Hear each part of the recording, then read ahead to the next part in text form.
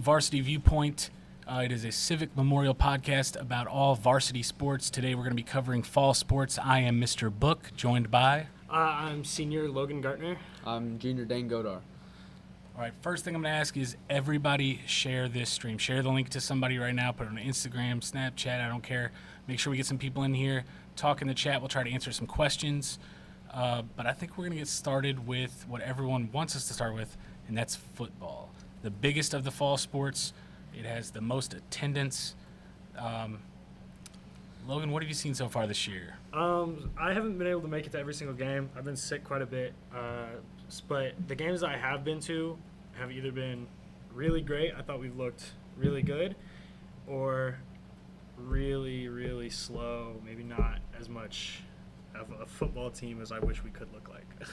That makes sense. What about you, Dane? I know you've been to a lot of the games. Yeah, I've been to all of them but the Mascoutah game. I thought we looked really, really good in the first two games. I was excited about it, and then we kind of came out slow.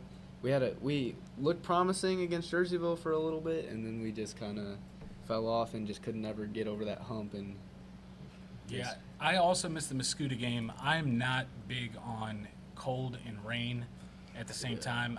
There's no way. And it's 55 minutes from my house. Yeah. I was not going. What I will say is I'm kind of a stat nerd when it comes to seeing a team that's going to be really good and really bad. I want to know why they look good against the teams they look good against and why they look bad against the others. And Marquette was ranked number 472 in the state whenever I checked a couple days ago. Wood River was 435. So it's just like we thought. We're beating up on some pretty bad teams.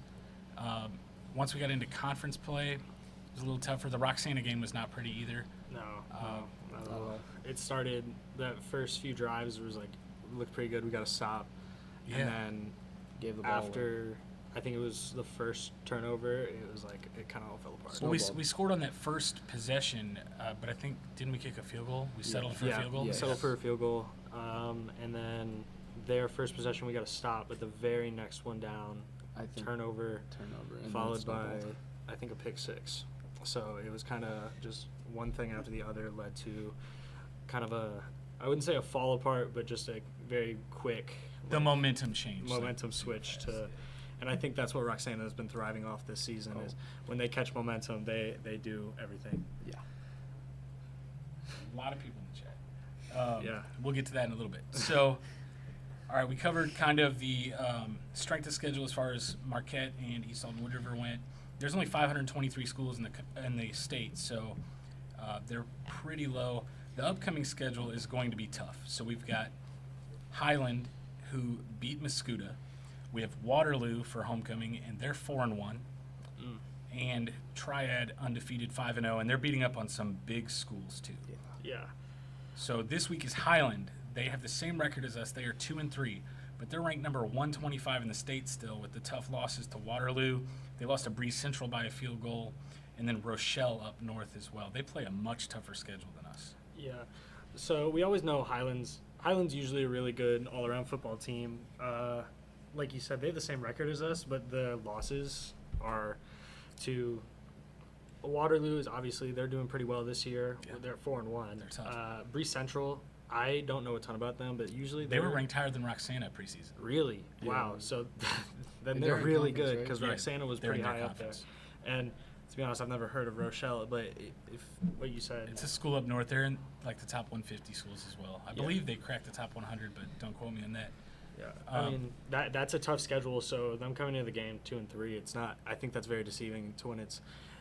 Yeah, their record sucks, but their team could just be. They're playing tough teams. They could get right. They didn't lose a ton of seniors from last year, and I did some film watching on Huddle. I don't advise the football team watch as much film from last year. It was 63-8, and it didn't even seem particularly that close when it came to No. yardage. It got pretty ugly pretty quick, much like last week. So we're going to talk about this last game. We played Mascoutah. It was rainy. What do you expect when you go into a rainy game like that? In a more rainy game, I feel like as at least a high school team, you have to run the ball more. I wasn't there, but I know that we have a pretty strong running game with Yeah. Kavan and Flowers. I know Flowers is currently struggling with some injuries right now, but those two is a pretty good one-two punch. That, like, it's raining and it's as a quarterback, it's probably sucks to be cold. You gotta have dexterity in your hands, and being cold, even throwing something like a baseball is 10 times harder. Well, and you got the fact that we're battling injuries with quarterback. So that you have a backup quarterback, Tanner Hokamp, with Jack battling injury, still able to play, but definitely not 100%. So you have to run the ball more. And even Tanner's then. not in the groove of being No. quarterback. He hadn't No. played a snap all season, I don't think. Yeah, until this Muscuda game. Tanner's in the groove of receiver, safety. Yeah. He's been playing great defense, but now I feel like that's going to be more limited for him while he's getting more snaps at QB, because obviously you got to protect your QB. It's unfortunate because you would think that, like, our identity and what we want to do works in the rain. We want to run the ball effectively. We want to make sure that our quarterbacks are in a good position to where they just don't make mistakes, kind of be a game manager. And you would think that would work in Muscuda. Unfortunately, it did not. I've got some stats to back that up as well. Let me put on the nerd glasses here. Total yards, 461 for Muscuda, 91 total yards for Civic Memorial. We got outrushed 328 to 71, and then we still got outpassed 133 to 20. Now it is rainy. I don't blame them for not having very many pass yards, but you have to know that you have to stop the run and you have to run the football effectively if you want to win in that weather. And in the MVC, that's what our conference is just rushing teams. That's what it's always been. Yeah. I mean, even just around here, Southern Illinois football, it's a lot of running. You look at Roxana's success from last season. Yes, they had a good pass game, but they had a good pass game because everyone was worried about stopping the run. They And bit off play action all the time. And So, it works every time. For them, it really works. With us, I feel like, pounding that run game over and over, I mean, eventually it becomes predictable, so teams are able to stop it. So that's when you have to develop that pass game. So I feel like that may be a reason we struggle against Muscuda. Other than, Muscuda, they're consistently good every single year. So, but I think we could have had a closer game if we were able to, get a better kind of wind under our passing game almost. But just with the rain and injuries and back and forth. I don't know the whole story because I wasn't there. I don't know if either of you have watched, but we only had 20 passing yards. I don't know how many incompletions, how many balls we actually threw. We might have only thrown 5 passes. I didn't see that. I did see that we were 1 for 9 on third down. I would imagine most of those third downs were third and long, and that's probably when we try to pass the ball. Right. Yeah. Again, I don't know for sure. I do want to kind of move off of this a little bit. I feel like we're kind of harping on the football team. I just want you guys to know that, we love you. We're here to support you no matter what. Yes. I do want to know what you guys think about what could the football program do to be more successful in the future. Obviously, the past 3 years or 4 years, I believe we've had 3 different coaches. So the senior class came in under Parm, and then the very next year, obviously we were good that year, but I don't think anyone except for Kevin played on varsity that year because we had so many guys, just A lot of seniors, a lot of upperclassmen. And then that sophomore year, Reinhardt came back, or my sophomore year, so 3 years ago, the Reinhardt, obviously a legend Yeah, here. 2 years of Reinhardt after Parm. 2 years of Reinhardt, and then now Coach Smith comes in. So obviously these guys have seen 3 different coaches, 3 different coaching styles from what I've heard. 3 at different least. offenses completely. Yeah. 3 completely different offenses. We got what is essentially a whole new coaching staff this year, minus a few key guys, but obviously Carlson comes in. So these guys are experiencing different cultures, different ways of coaching, different everything. So to have to go through that several different times, that can always change a team's momentum and to going at everything. So as it could go, maybe they just need a year, maybe 2 years to kind of get used to the coaching, and we could see where it goes from there. But it's really buying into the culture that the school wants to set right now, and I think that's kind of important. Dane, do you have anything to add to that? Well, I think it's important for everyone to buy in, all the players to buy in, all the coaches to buy in. I'm not saying anyone is not bought in, but the JV guys, the freshman guys, go out and play as hard as you can in the freshman games and the JV games. That makes you better. The guys that are split between JV games and varsity games that maybe only get a couple snaps on varsity, but they're playing all the JV games. The JV games don't not mean anything. Not everyone looks at the JV record. I understand. I've played JV baseball. I've played JV basketball. But it's really important, and that's when you get better. You don't get thrown into varsity your freshman year and just play as good as you can. It's just not how it works. So I think it's important for the young guys to buy in, and I think that the old guys that have gone through JV, or maybe got thrown into varsity when they were young too, even if they weren't ready for it, because we don't have a lot of numbers, we don't have the liberties of the big schools. But I think it's important that everyone, however old you are, if you're a senior playing your last season, or your freshman, you still got your whole high school career ahead of you. I think it's important to just play every game as hard as you can, no matter the score, and just ultimately get better. Yeah, I think I agree with that. They need to do that the remainder of the year. Play hard, buy in, like you said. But the one thing that I would do, I'm going to tie this into basketball. You guys are probably going to get annoyed with how often we do that, but we've all played basketball. I coach basketball, so we're going to do that. The youth program in Bethalto for football is non-existent. All of our kids have to go play Little Tigers, or they go play Little Knights, something like that, where these bigger schools have them. We have the Junior Eagles program for basketball, and it works. All of the kids learn the simple, basic plays at a very young age. They master the plays in junior high, and then it's already built in high school. It's there. You see, like, the product of your hard work, like the fruits of your labor will show up there, and that's what we need for football, I think. Triad does it, and look, they're 5-0. Yeah. They're 5-0 at this point in the year every year. They don't lose until the playoffs. So I think that's a path that we need to take in the future. Coach Smith, if you get to watch this, I wish you the best of luck. I know it's your first year, and it's rough with having kids adjusting to the new offense. But let's go ahead and move on to the next sport. Next sport is golf, both boys and girls. Obviously, we're doing really well right now in both. The girls are 14-3 in competition. All of them have been playing outstanding. Like, the 14-3, there's not much better you can do other than really undefeated.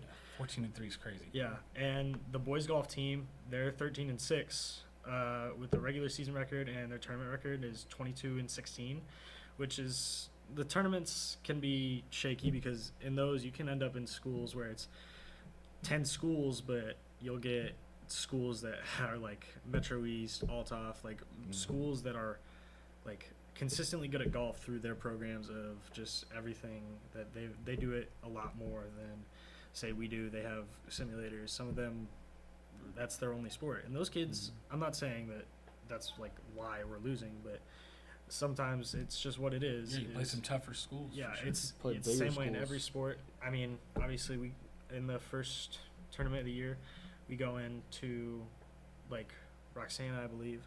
Then that's schools around our size, but they can end up in some with Edwardsville, where some of these kids only play one sport, and that sport is golf.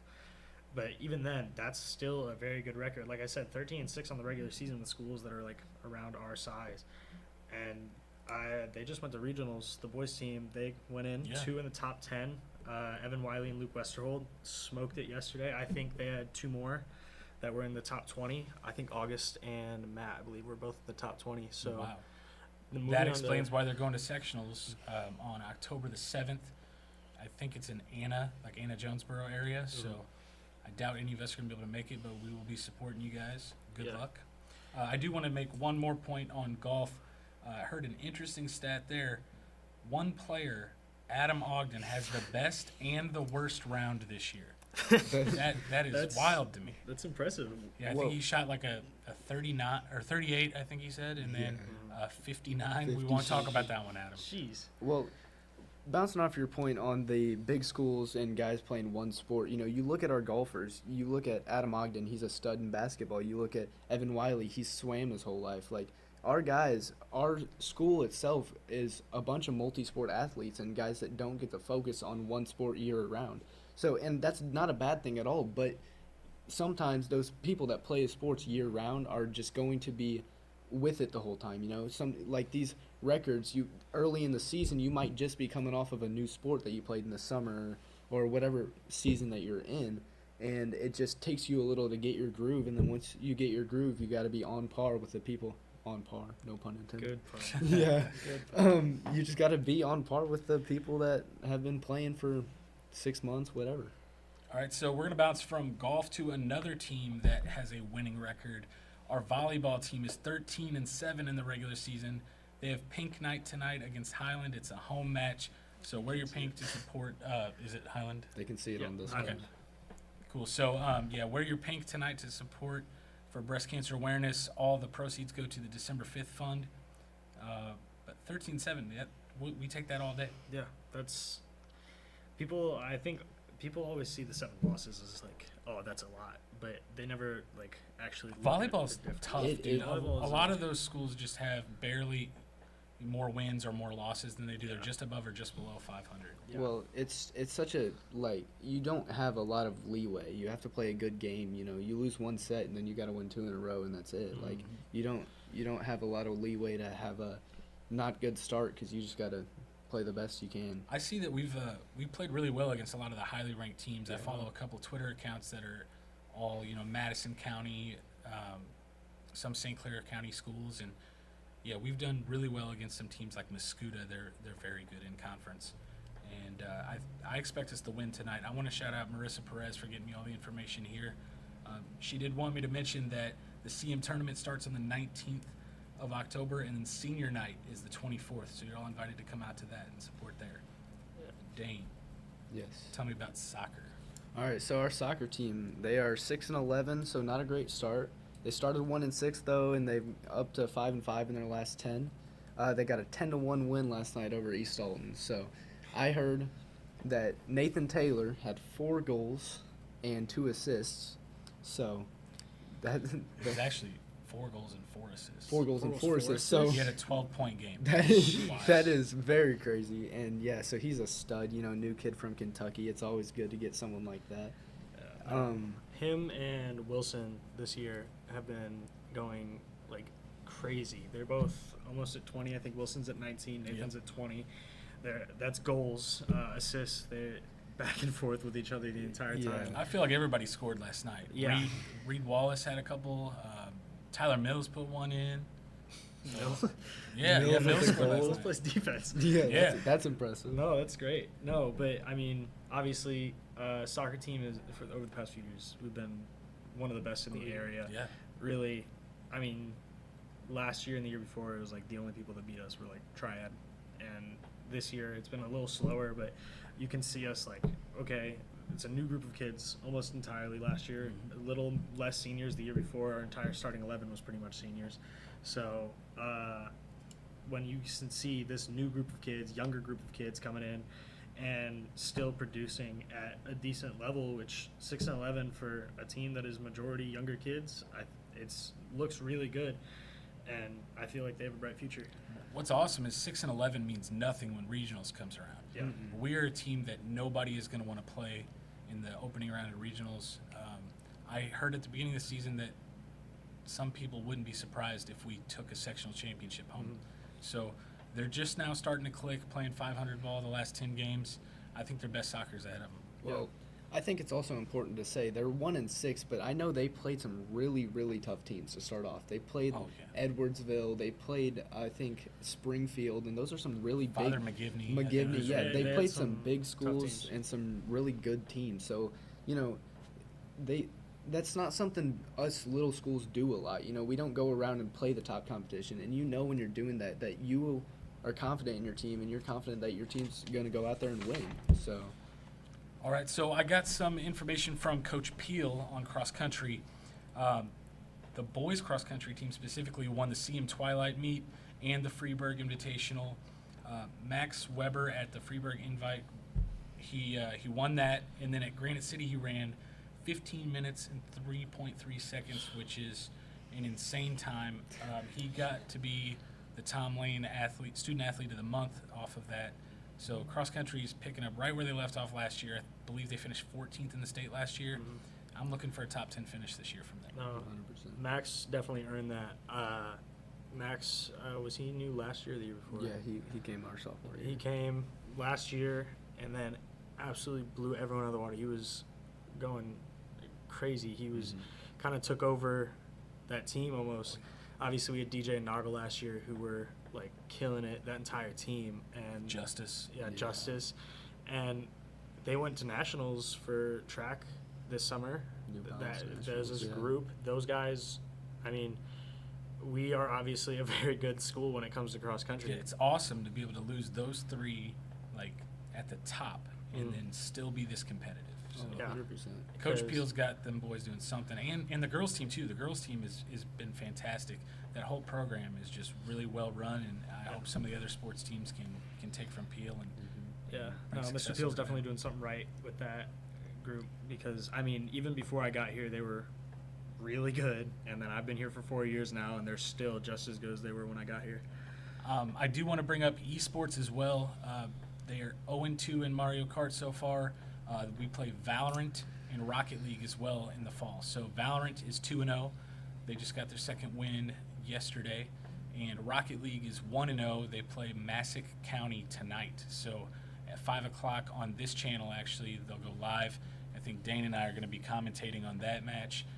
Dane might also be playing, but it's a battle of two state qualifying teams. Massac County was at state. They were on the opposite side of the bracket as us last year. That one's going to be tough for sure. But esports is in their second year, and they're constantly sending teams to state, so we had to talk about them as well. I do want to do our 3-star segment. So similar to hockey, at the end of a hockey game, where they have the 3 stars of the game, we're each going to have one player or athlete that we want to bring up. I'm going to go with Max Weber for mine. Just setting records, his season best, PRs all over the place. I don't think cross country gets enough love. So, No. Max, you are my star of the week. Hey, one thing about Max Weber, he's a humble guy. Yeah. He doesn't brag. He just goes out there and runs. You don't hear about how good he is. He doesn't talk about how good he is, but he's a stud, and I think he deserves more recognition. For my star, I have Nathan Taylor. I already mentioned him before. I think he's got 20 goals. He's like top 15 in the state with points. That's crazy with all these big Chicago schools. Like, he's been doing really good, and it's amazing to see someone just transfer in from Kentucky, and just instantly hit it off with the whole team. And he's a great guy and just fun to be around too. I met him today for the first time at lunch, and I looked him up right before that. I wanted to see what his grades were like, because whenever I see a good athlete, I want to know, are they a good student athlete? His grades are impeccable. He was such a nice dude when I talked to him at lunch. Nathan, I'm glad you're a part of Eagle Nation. I picked Kavan Flanagan. Obviously, when we're talking about humble, Kavan is someone that I would love to talk about because, I mean, you barely hear the guy talk, let alone just he's massive. You can look at him; he looks like he's 30. He's a massive guy. He plays such a big role on our team, our football team right now. He's playing a new position. He's our running back now. Last year he was a tight end. He is killing it on defense too. Great two-way player. He's tied for the lead with sacks on the team right now. Yeah, he's leading in tackles, too. And he's Yeah. leading in tackles. I mean, to be able to do that and still run as hard as he does, it's insane. Another thing about Kavan, I don't know if you guys noticed, but he blocks kicks a lot. Yeah. He I don't remember what game it was, but he blocked like Roxana. was it Roxana, Roxana? yeah, He blocked they 3 or blocked 3 4 kicks. extra points. Yeah. Like he's got something going on with that, and he knows something that we don't. That was on one of the best special teams units in the state Oh, yeah. last year. Joe Newton's sure. their kicker was ranked, I think, probably top 10 in the state Yeah. because I don't think he missed a single extra point last year. Yeah, and he got a lot of chances because they scored the football Yeah, a lot. they did. There was not a lack Lot, of for scoring. sure. All right. I think, we got one other thing. I'm going to do a little quote of the week that we're going to leave you guys with. Oh, I clicked the wrong email. I haven't pulled up right here. All Yeah, right. you got it. So I looked at a few of them, and I chose Mark Spitz, who is a record-setting Olympian swimmer. He said, if you fail to prepare, you're prepared to fail. That one kind of hit home with me because, again, basketball, bringing it up. Yeah. All of our guys are getting together for these shooting open gyms, and a lot of other schools are not working as hard as these guys are, and I'm just so proud of them. They take their preparation super seriously, and I know a lot of other sports teams do in the school, and it's got to be our culture and just the CM way, and I think that's how we get some of these programs turned around and winning again. Well, I think what that quote means to me is, like, we talked about Mr. Peel and how he's been doing great. those cross country kids are getting up before school and practicing, and then they're practicing after school. They're getting up at 5 in the morning before the sun comes up while everyone else is sleeping, and they're working. And I think that Mr. Peel does that great. And I'm not giving any of you other coaches ideas, but they're doing something right, and I think that's important. No, I mean, obviously, I've been going to these basketball things. When I tell you that the kids that are fresh into high school, these are freshmen, are putting in so much work that We have more freshmen than any other class that show up. Yeah, but at the same time, it's Adam, Matt, me, August. We're also coming in, and that's one thing that's important because our season doesn't start until almost mid-November, Yep. and we have been doing this since pretty much August, where we come in, we work out for sometimes almost 3 hours. Yep. Whether it's runs, whether it's shooting, we are in there for a while, putting in work, and it makes kind of as a older guy on the team now, which is weird to say, it makes me happy for the season, like looking forward to it more and more, because if these guys want it as bad as they do, and we get that through the entire system, varsity through freshman ball, I think we'll have a great season. The culture's changing, man. This last summer we went 15-5. The summer before we only won 2 games. People are just putting in work, and I'm gonna mix the basketball with you saying kids getting up early in the morning, 5 in the morning to run. I want to shout out who's coming on next week's podcast. Chuck Nasty, Charlie Kilpatrick. That dude gets up before school every single day putting up shots, and to me that's exactly what a student athlete should be doing. But I want to thank everybody for joining us for the first episode. We should be back next week, maybe in 2 weeks. I haven't decided when we're going to do it next. If you ever want to come on the show and be one of our guests, go ahead and email me. Talk to Logan, Dane. DM on Instagram. Yeah, if that'll you don't work too. follow our Instagram account, it's cmhs.varsity.viewpoint. Share it, send it to a ton of people. These will also be uploaded onto YouTube after we live stream them. We'll edit some funny clips out of them as well. Yes, sir. So you'll be seeing a lot of these 3 faces over the next few months.